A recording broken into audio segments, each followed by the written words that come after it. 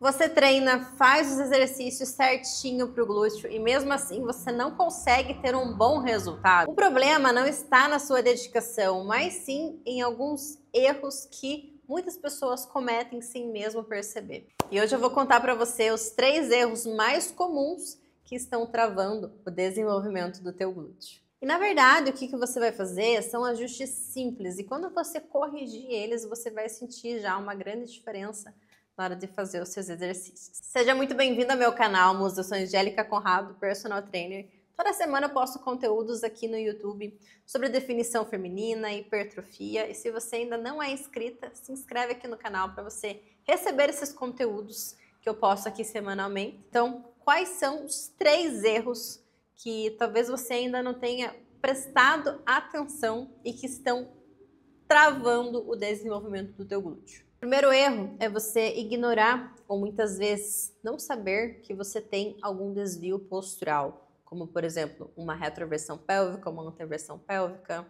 acompanhada de uma hiperlordose lombar, joelhos valgos ou até mesmo o teu quadril, ele pode ser desnivelado, ele fica aqui ó, inclinado um pouquinho para o lado. Esses desvios posturais que acontecem ali nessa região do quadril especificamente, eles estão ocorrendo por conta de músculos que estão encurtados e músculos que estão fracos. E quando a gente começa a treinar sem antes melhorar um desvio, sem antes melhorar a flexibilidade e mobilidade de uma articulação, de uma musculatura, ou até mesmo fortalecer regiões específicas do seu corpo, você vai fazer o exercício, você vai se olhar no espelho e você vai perceber que o seu glúteo não evoluiu.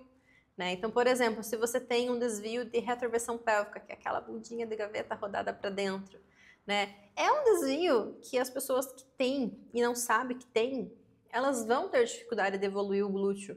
Por quê? Porque tem diversos músculos que estão ali, ó, travado, puxando a pelve dela para dentro, e quando ela vai tentar treinar glúteo, ela não consegue ter uma boa ativação, não consegue ter um bom resultado, não consegue ter uma boa amplitude nos exercícios. Por isso que é muito importante a gente fazer uma avaliação postural por meio de fotos para identificar esses desvios, para identificar esses encurtamentos e para conseguir traçar os exercícios certos para você melhorar esse desvio e com isso você vai conseguir treinar de uma forma mais eficiente na academia, vai ter uma maior ativação muscular e vai ter mais hipertrofia, Então você ignorar ou muitas vezes não saber se você realmente tem esse desvio ou não, pode ser um dos fatores que você esteja aí há meses tentando desenvolver glúteo e não está conseguindo por conta de um desvio. Daí você deve estar se perguntando, Angélica, como que eu faço para saber se eu tenho algum desvio ou não? Tem aqui um vídeo no canal explicando sobre os desvios de retroversão e anteversão da pelve.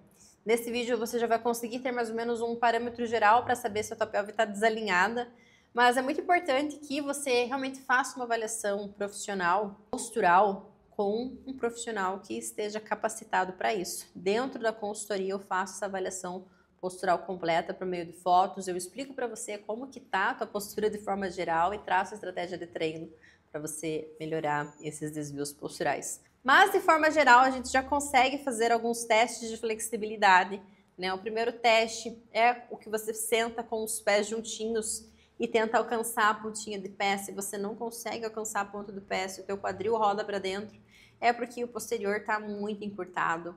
Outro teste que a gente pode fazer é agachada. Então, se você agacha e o teu quadril ele roda para dentro, é porque você também aí tem um encurtamento dos músculos adutores que acabam roubando a ação do glúteo quando você vai fazer os exercícios de forma geral. E mesmo que talvez você não possa, investir em uma consultoria, investir em uma avaliação postural, o que eu aconselharia você a fazer?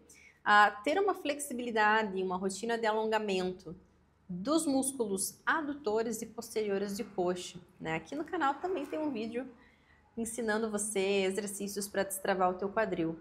Então você já pode aplicar essa rotina de mobilidade e alongamento que vai ajudar a destravar o teu quadril e você vai sentir que você vai conseguir melhorar um pouquinho mais a tua postura e vai ter mais amplitude nos exercícios. Segundo erro é você ter um treino que tem pouco estímulo de glúteo, tem poucos exercícios que são exercícios que vão realmente trabalhar bem o glúteo, Se esse é o teu objetivo, eu quero ficar com um bundão grandão, a gente precisa fazer os exercícios certos para isso, né? Então, quais que seriam assim, qual que seria um treino, né, como o teu objetivo é desenvolver o glúteo, que seria um treino que não está com uma seleção de exercícios legal, né? Por exemplo, se você treina 2 vezes na semana, né, um treino de quadríceps e glúteo, um treino de posterior e glúteo, né? No treino de quadríceps, tem muito leg press, né, tanto 45 quanto leg horizontal, hack, cadeira extensora, agachamento,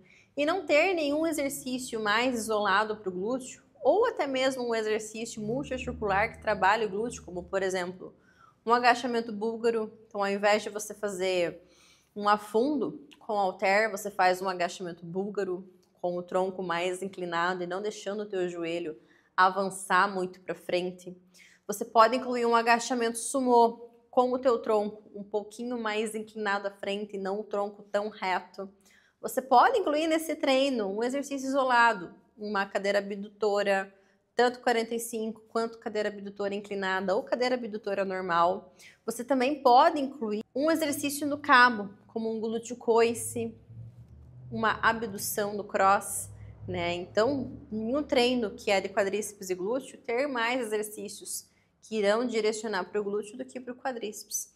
A mesma coisa um treino de posterior e glúteo. Você ficar fazendo muito exercício de posterior, né? Muita mesa flexora, flexor sentado, flexor em pé, e dar um estímulo pouco intenso e direcionado para o glúteo, né? Então, em um treino de posterior e glúteo, você precisa sim colocar exercícios isolados também. Dá para você colocar um RDL unilateral ou um RDL bilateral.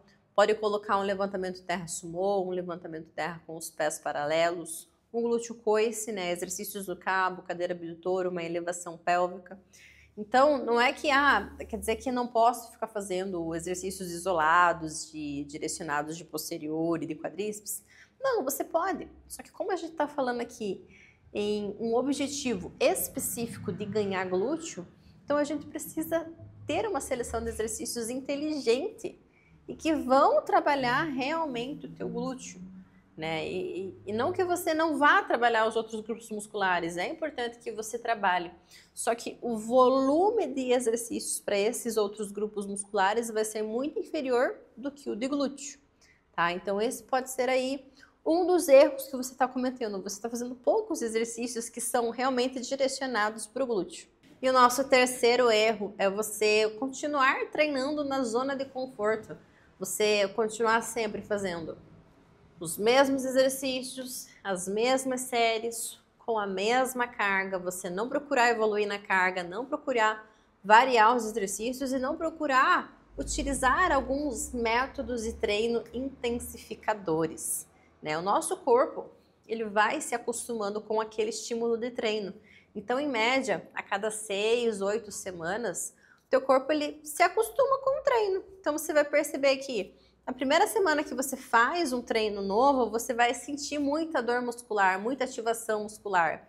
E conforme vai passando as semanas, na 5ª semana, 6ª semana, na 8ª semana, teu corpo ele vai estar totalmente adaptado àquele estímulo de treino. Então a gente sempre tem que estar alterando o estímulo de treino em média de 6 a 8 semanas pelo menos. Por quê? Porque o teu corpo se acostumou e a gente tem que trocar. Quer dizer que eu vou trocar todos os exercícios do meu treino? Não, né? Alterar um treino não é trocar todos os exercícios que tem na tua ficha. É, muitas vezes, trocar exercícios pontuais, muitas vezes, variar as séries. Então, por exemplo, pode ser em um período que você faz séries ali de 10 a 12 repetições, em período você faz séries de 6 a 8 repetições, 8 a 10 repetições. Pode ser que a gente inclua alguns exercícios em biset. Pode ser que a gente inclua alguns métodos de treino naquele exercício. Então, por exemplo, você fazia uma cadeira abdutora, 4 séries de 15. No próximo treino, você pode fazer um pico de contração na cadeira abdutora.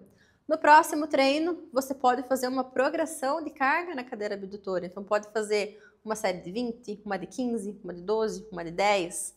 Você pode fazer no outro treino um drop set na cadeira abdutora. Então, você variar os métodos de treino para o mesmo exercício já é, sim, trocar a intensidade. E, claro, você não deixar o teu corpo entrar na zona de conforto fazendo exercício sempre com a mesma carga, não progredindo. Então, quando você pega um planejamento de treino, que você vai seguir aquele planejamento de treino por volta de 6 a 8 semanas, eu quero que você, ao final dessas 6, 8 semanas, tenha evoluído na carga. Então, por exemplo, né? Se no teu treino, a primeira semana, você fazia elevação pélvica com 100 quilos de cada lado, eu quero que ao final dessas 6 semanas você esteja fazendo elevação pélvica com um pouquinho mais de carga, né? Pode ser 106 quilos, pode aumentar 3 quilinhos de cada lado, já é a progressão de carga, pode ser 110 quilos, 120 quilos, mas a gente precisa sim, ao final dessas 6 semanas, você aumentar um pouquinho o peso nos exercícios, né? Não é aumentar exageradamente, saí de 100 quilos e finalizei as 6 semanas com 160 quilos. Não é isso. A progressão de carga, ela não é exacerbada, né? Isso é uma coisa que muitas pessoas ficam com dúvida, né? Eu não consigo evoluir na carga, mas acho que, vou aumentar a carga na elevação pélvica, quer colocar 10 quilos de cada lado. É muito. Eu aconselho sempre utilize anilhas menores, anilhas de 1 quilo, 2, 3 quilos, né? Aumente uma plaquinha nos exercícios. Aos pouquinhos, de pouquinho em pouquinho, você vai progredindo a carga, porque com isso, né, essa progressão de pouquinho em pouquinho que faz total diferença. Então, você não pode deixar o teu corpo ficar na zona de conforto. E esse é um erro muito comum, né? Nós, mulheres, a gente tem tendência de se acomodar, de ficar fazendo sempre com o mesmo peso, o mesmo exercício, eternamente.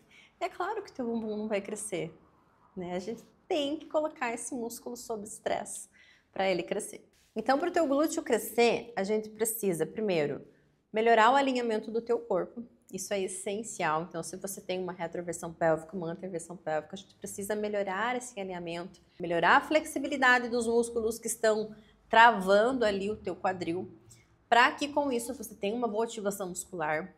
É muito importante também que você não fique na zona de conforto treinando sempre o mesmo treino, os mesmos exercícios com a mesma carga, e é interessante você ter uma seleção inteligente de exercícios no seu treino. Então, muitas vezes não é que você treina errado, é que o teu treino talvez ele não esteja mais encaixado para você. Por isso que talvez você esteja aí com muita dificuldade de ter um bom resultado treinando.